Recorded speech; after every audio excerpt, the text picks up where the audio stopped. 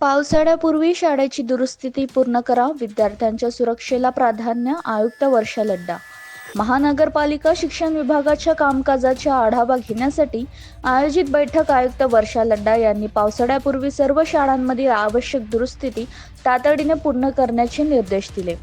विद्यार्थ्यांच्या सुरक्षतेला सर्वोच्च प्राधान्य देत कोणतीही दुर्घटना टाळण्यासाठी आवश्यक उपाययोजना करण्यावर त्यांनी भर दिला.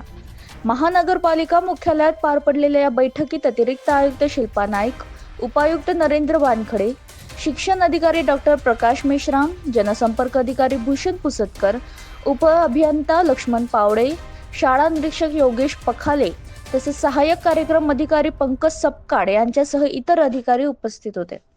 बैठकीत महानगरपालिका शाळांची संख्या, विद्यार्थ्यांची उपस्थिती, शैक्षणिक उपक्रम आणि शाळांमधील भौतिक तसेच आधुनिक सुविधांचा सविस्तर आढावा घेण्यात आला.